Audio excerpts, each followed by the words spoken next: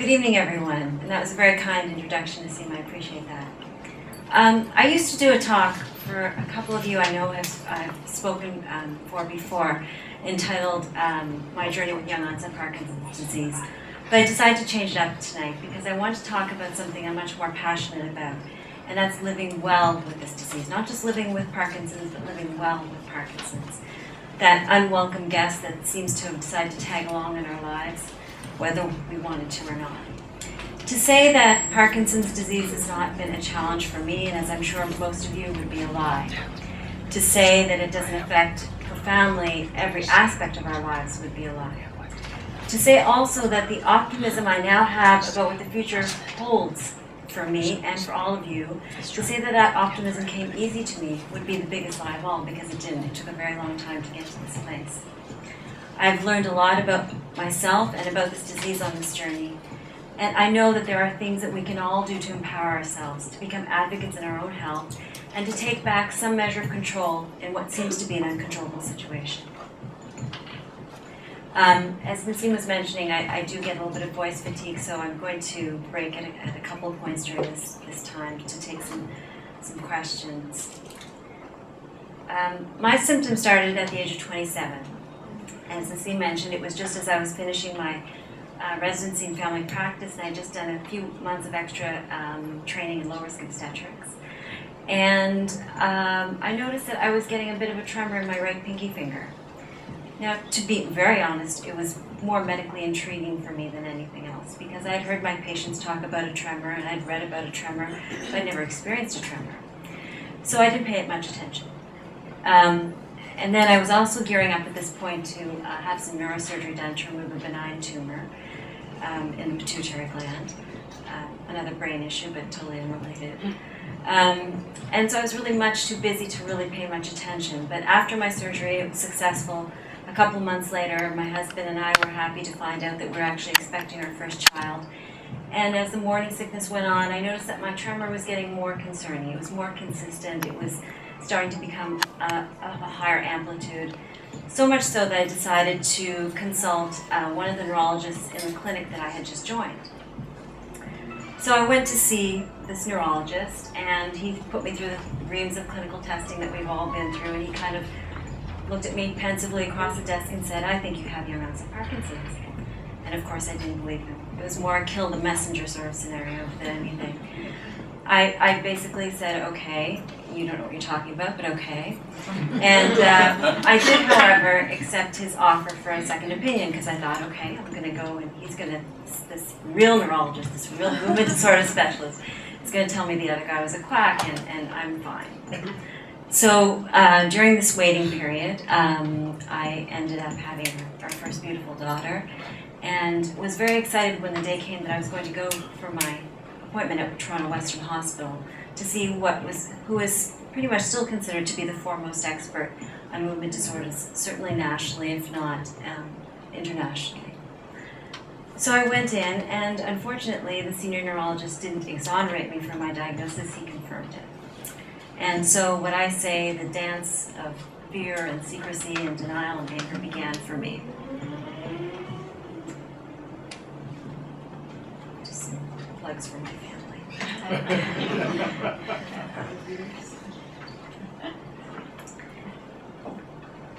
This is a quote by Robert M. Hensel, who's a prolific American author. He says, "Placing one foot in front of the other, I've climbed to higher lengths, reaching beyond my own limitations to show my inner strength. No obstacle too hard for this warrior to overcome. I'm just a man on a mission to prove my disability hasn't won."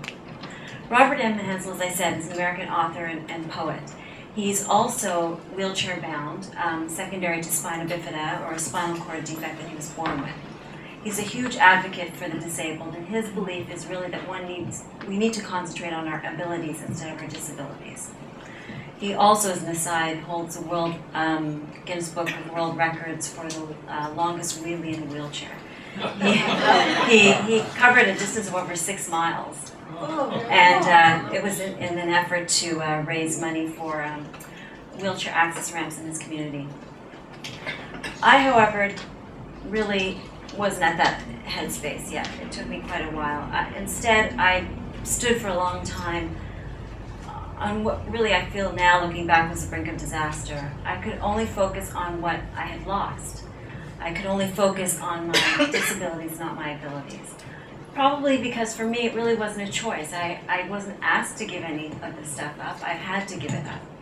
And that was a very hard lesson for me to learn at that age. I was more consumed with thoughts of the future. What was I going to do with my husband? Were we going to be able to travel like we had wanted to after retirement? Was I going to be there for my daughters at all of their life stages? I didn't like, however, that I really wasn't laughing anymore. I really wasn't very happy. I was changing as a person. Although people could tell from my external demeanor, I was consumed with these thoughts of disability. And that's where I stood, as I said, for a very long time. In fact, to be very honest with you, I spent almost a decade in denial and avoidance. And then things changed. They had to change. In order for me to move forward, they had to change. And the way my sort of outlook changed could really be summarized in this quote by Dr. Viktor Frankl.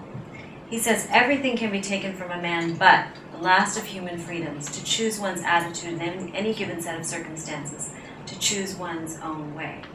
Now, Dr. Viktor Frankl was an Austrian neurologist and psychiatrist, and he wrote a very famous publication entitled Man Search for Meaning. And his work was based on his experience in the Nazi concentration camps, having survived not one but 3 such camps. When he was there, he observed basically that those individuals that had some hope for the future, had something that they were planning, were less likely to succumb in spirit to the brutalization that they were subjected to, compared to those who had lost all hope. So those people that had hope in this situation did better, spirit-wise anyway, compared to those who had lost all hope. Now, I must at this point say that I don't liken my journey with Parkinson's to that of the Holocaust. I mean, to lose one's entire family like he did, or to be subjected to that type of horrific conditions is unimaginable and unthinkable. But that premise of saying yes to life despite everything can certainly be extrapolated to much of our lives, and certainly is applicable to chronic disease and our experience with chronic disease. For me, it really wasn't, he had a monumental experience. For me, it wasn't such an experience. It changed gradually for me. It wasn't after one conversation, it wasn't after something I read, but I gradually began to realize that it was at that time my choice to be internally fearful about the future, and about the present actually at that time. It was, although it was not within my control, the diagnosis was not within my control, how I was going to face this challenge was definitely within my control. And so it changed. And so a lot of that inner turmoil and self-doubt that I had experienced up until that point went away, for now anyway. We'll see what happens. It is what it is. Acceptance does not equal complacency. I put this in very specifically. I put this in because I don't want anyone to think that what I'm saying to you is accept the disease, lie down in defeat, and don't do anything. Just be a passive bystander to whatever happens to you. Because that's not the point. The point is that in my situation, in my experience, for me, accepting the diagnosis was the first step in order for me to move forward, and in order for me to then be able to take some action, to take some steps in order to live better with the disease and live well with the disease. Without that acceptance, I really couldn't do that. I couldn't really take control of the situation.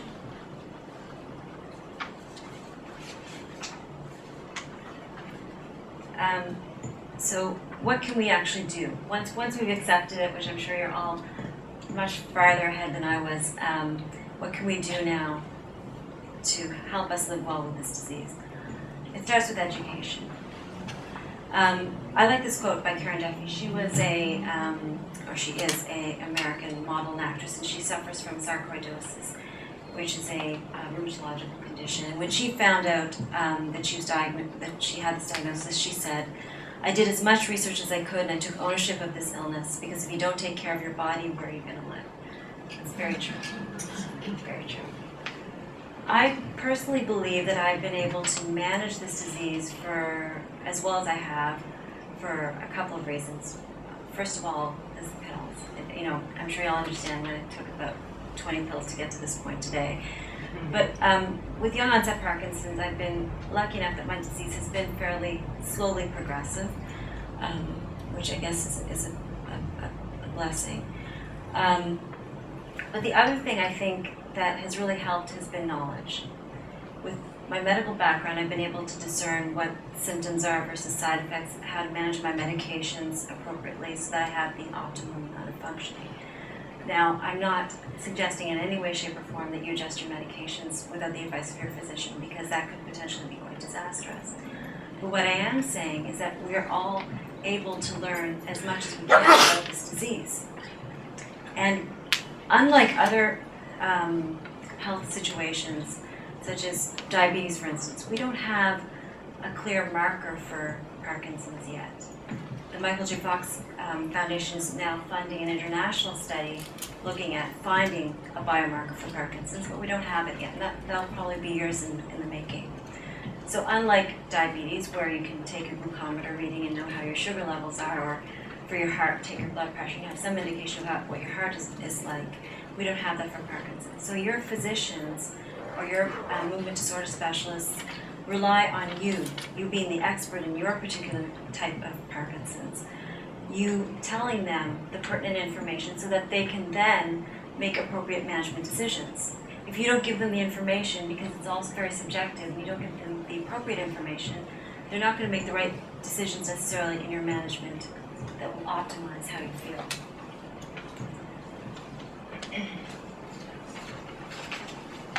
So educating yourself about the disease itself, as I said, is important. We all know that Parkinson's disease is a progressive neurological condition with 4 cardinal signs, right? Tremor, which is self-explanatory, bradykinesia, or slow movement, postural instability, or loss of balance, and rigidity or stiffness.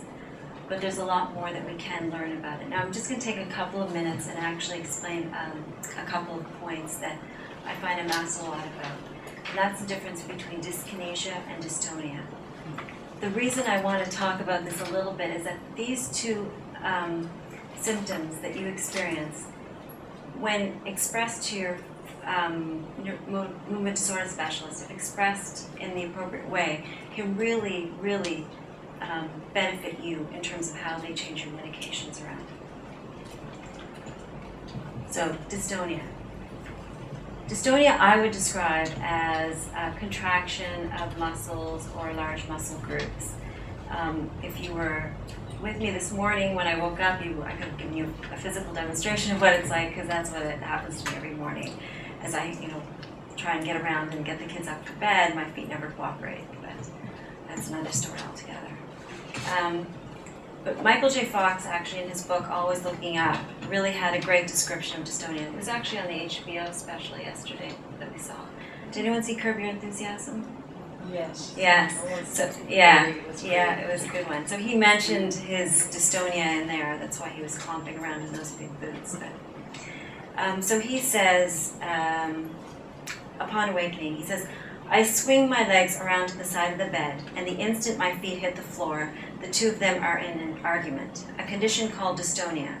A regular complement to Parkinson's cramps my feet severely and curls them inward, pressing my ankles toward the floor and the soles of my feet toward each other, as though they were about to close together in prayer. I snake my right foot out toward the edge of the rug and toe hook one of my hard leather loafers. I force my foot into a shoe, repeat the process with the left, and then cautiously stand up. Chastened by the unyielding confines of the leather, my feet begin to behave themselves. Spasms have stopped, but the aching will persist for the next 20 minutes or so. That's a pretty accurate description of dystonia. I don't know if that sounds familiar. It certainly sounds familiar to me.